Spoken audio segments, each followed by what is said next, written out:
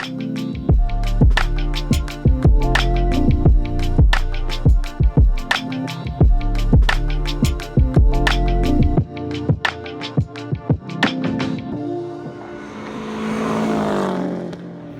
everybody, welcome back to the Flatirons Tuning Question of the Week.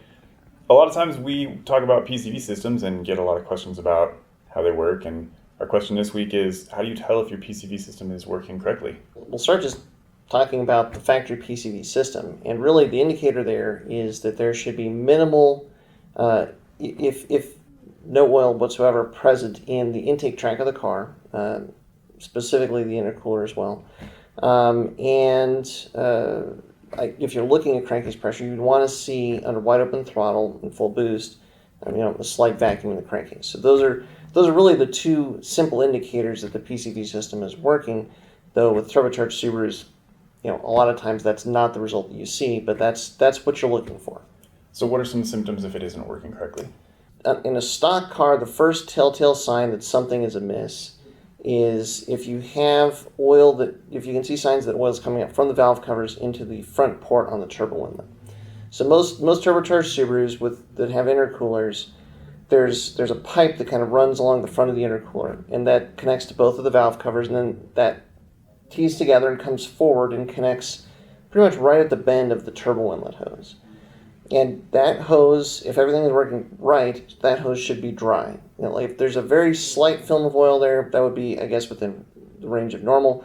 But if you start to see that there's a lot of oil there, or like every now and then, or sometimes what you'll see is actually like waxy deposits from the oil kind of moving through that pipe and then breaking down because of heat and moisture and stuff, that's an indicator that crankcase pressure is starting to get high and that there's some kind of underlying issue with the PCV system.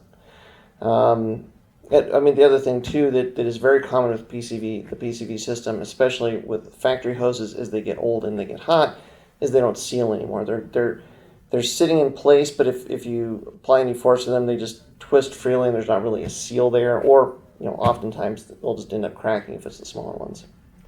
Would oil present in the inlet show up as oil consumption?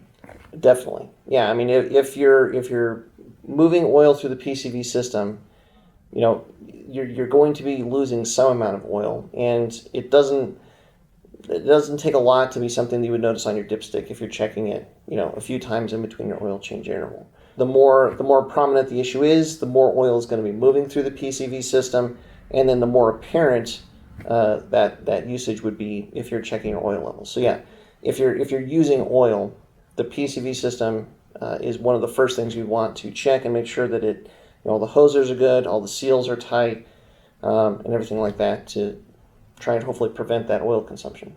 Is there a difference between losing oil through the PCV system and then burning oil? Pretty much they're the same thing in that context, but if you have leaks in the PCV system, you could be losing it, and then it could be like either dripping down the engine or just puddling up sometimes on top of just sitting on top of the engine and not necessarily burning off by moving through the intake tract and being burned in the combustion process.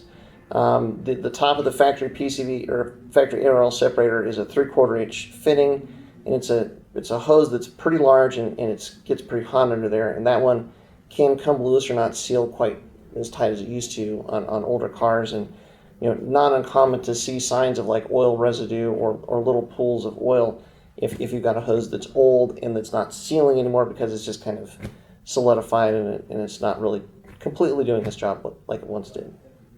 Shouldn't an air oil separator or a catch can help prevent that issue? Well, yes, sort of. So if you have an underlying issue that comes down to, let's say crankcase pressure, so some other issue that's causing crankcase pressure, and you're moving a lot of oil through the PCV system, a catch can or an air oil separator will intervene in the PCV system to capture that oil and prevent it from getting into the inlet tract, which is in part a solution to the problem. But if there's an underlying cause that is causing that oil to move through, then that's where it might be not as complete a solution as you would hope. Especially in the case of a catch can, where any oil that gets captured is just held in that can, and if you fill the can up, then that could cause its own set of problems. Really, what it comes down to what you would look for a healthy and properly functioning PCV system are the same checks that you would use to see if your catch can or air oil separator is functioning properly. For instance, if you have a catch can or an air oil separator put on your car and you see signs that oil is getting out of the air oil separator or catch can and moving into the inlet tract, just like you would look at for a stock PCV system, then that means that there's some kind of an issue with the catch can or AOS setup. Could be as simple as the catch can is full and needs to be emptied. Could mean that there's some kind of an issue with the AOS drain, like we've talked about in some other videos, where maybe it's not draining properly, so it's filling up and so oil is moving through. Having a good or as complete a picture with data as possible is always helpful, and so if you can actually look at your crankcase pressure and see what's happening, a lot of times if you have some kind of an issue where the crankcase pressure is moving to the positive, that's going to push more oil through the PCV system or the catch can or the air oil separator.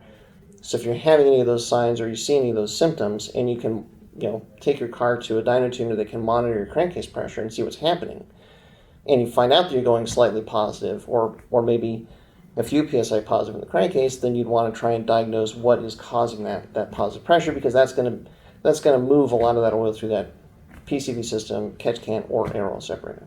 What underlying issues might cause positive crankcase pressure? There's a lot of possibilities there, and this is where working with somebody that's experienced to diagnose it is probably the most helpful. The simplest one would be some kind of a plumbing issue. Like way back when, or just catch cans, for instance. But if you have a turbocharged Subaru that has two channels for the PCV system, one from the top of the factory AOS, one from the valve covers, and you have both of those teeing into a single catch can, well, that's not ideal, and depending on the size of the plumbing, and the way that the plumbing is done, you can actually be creating a restriction and restricting the crankcase's ability to breathe by putting the catch can in place. Same goes for an air oil separator, depending. There's a certain design of air oil separator that sits on the oil filler cap, which is notorious for causing problems like this.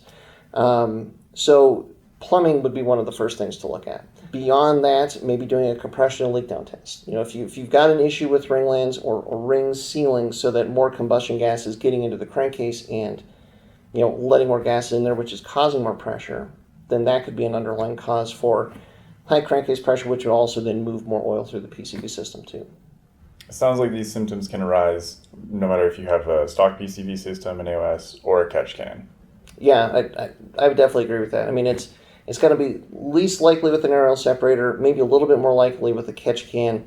And again, with the catch can, it's probably going to come down to either plumbing or the fact that it just needs to be emptied or something like that. But with turbocharged Subarus in the PCV system, even if you have an air oil separator or a catch can installed, it's something that you want to keep an eye open for those symptoms that you're having an issue. And if you start to see those symptoms arise, you want to troubleshoot it right away, so that you can resolve that problem as quickly as possible, not let it get kind of built up and out of hand, so you're moving a lot of oil into the inlet tract. Why would you need an AOS in the first place then if you have a PCV system that's working correctly? Well, and a lot of that comes down to how the car is used, how the car is driven, the build of the car, how much power it's making, all those sorts of things. The factory PCV system can be overrun. Like we were talking about in the beginning, if your PCV system is functioning properly and you're able to maintain a little bit of a vacuum in the crankcase, really the valve cover ports of the PCV system should be the fresh air source. So it should be basically pulling fresh air in to scavenge that combustion gas or remnants of oil vapor and combustion gas out of the crankcase through the factory AOS. But as you make more boost pressure, as you spend longer duration at full throttle, full boost, which means you're going to be spending longer and longer time at maximum power production, where you're going to have more combustion gas sneaking past the rings and getting into the crankcase. Or as you start making a lot more power than the car was designed for, you can overrun the PCV system, and that's where you would see those symptoms start to arise. Again, primarily the telltale sign is oil moving through, like up from the valve covers into the inlet. And that's where putting in something like a catch can, ideally dual catch can system, or an air oil separator, it expands the capacity of the PCV system so you can drive the car harder, make more power, and not overrun the PCV system. Awesome. Well, thanks everybody for checking out the question of the week. Remember, we do these every week, and you can submit your questions below or through our messages on Instagram. Yep, definitely send us your questions to Instagram or in the comments below so we can answer them with more questions of the week. Thanks so much for watching as always, and until next time, stay tuned with Flat Iron's Tuning.